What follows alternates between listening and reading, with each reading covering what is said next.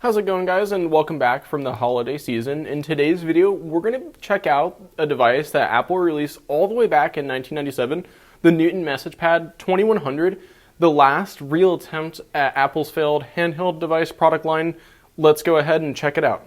The Newton MessagePad was a complete mobile computer platform sold from 1993 all the way up until the end of 1998, shipping pre-installed with a wide variety range of application software like a web browser, email client, word processor, fax software, calendar, address book, and it even was able to record voice memos and sounds for up to 1 hour total on its internal installed 4 megabyte flash disk.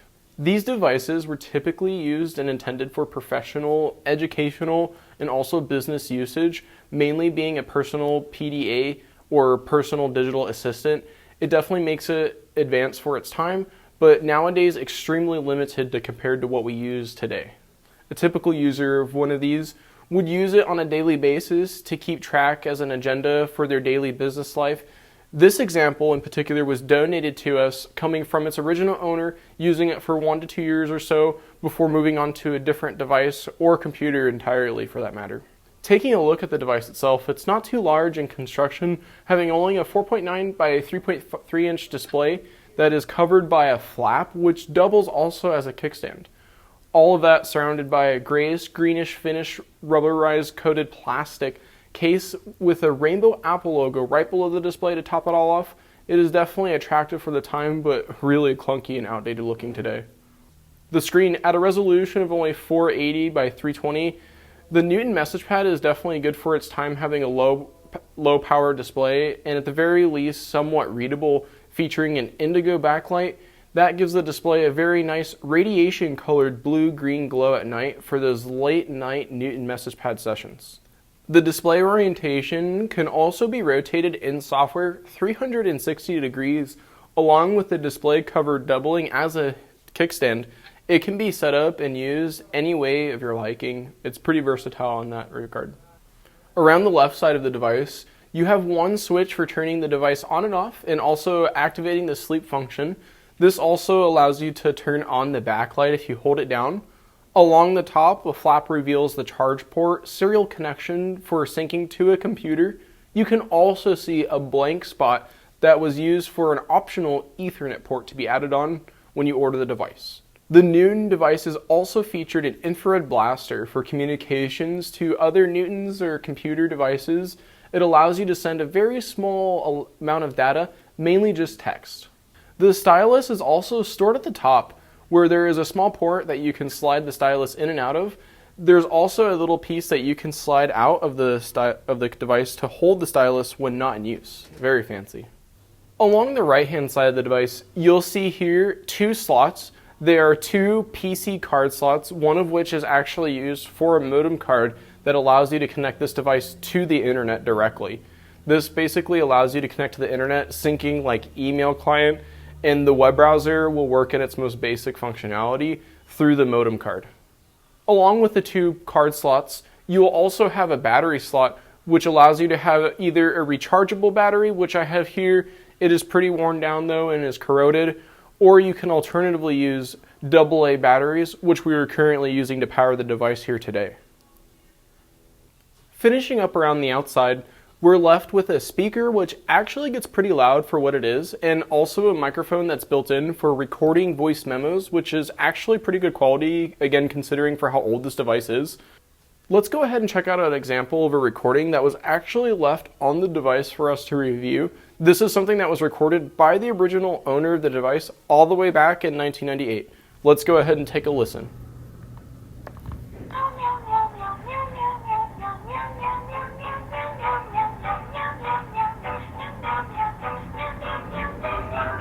Alright, moving on. Newton OS is pretty simple, having a few pre-installed applications as we previously mentioned. Let's take a look at a couple of them, starting with the Names application.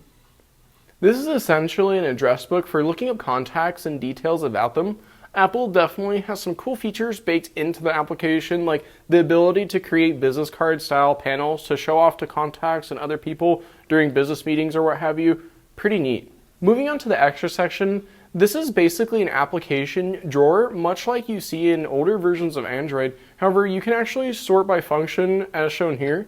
We can sort by extensions, applications, or even documents. So it's a little further than just an app drawer. The entire device is pretty much used only for taking notes, with getting used to the built-in handwriting feature to compose the actual text on the screen, or use an optional built-in on-screen keyboard that may be available with what app you're using. Additionally, you can also draw with a stylus, like an iPad Pro almost in the past, but additionally, it's not used for this. It's mainly just used for basic use in mind, like taking notes, putting contacts, stuff like that. And if the handwriting feature isn't working out for you, you can always record voice memos with the device, obviously being limited to the internal storage of 4 megabytes. That doesn't leave it as a good option, but if you don't get used to the handwriting feature, maybe you can use it as a voice memos device. One other cool feature with these devices is the ability to load games onto them. This particular example that we had donated to us from its previous owner, they left on a Tetris Clone that we have here today, so let's go ahead and show you how the Tetris Clone here plays.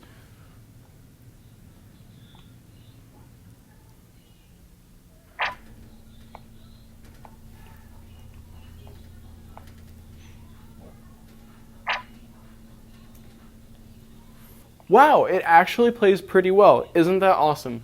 Let's go ahead and move on further to how the device failed. The holy grail of the Newton, the handwriting feature. This feature was built into the device as one of the major flaws of the device, even being made fun of in TV and also in the newspaper. You can actually see in a comic strip of the comic Doonesbury portraying the Newton as a costly toy that serves the same functionality as a notepad and a pencil, much like how we make fun of the Apple Pencil and iPad, just as like being an expensive crayon. Check out how clunky the handwriting feature operates here.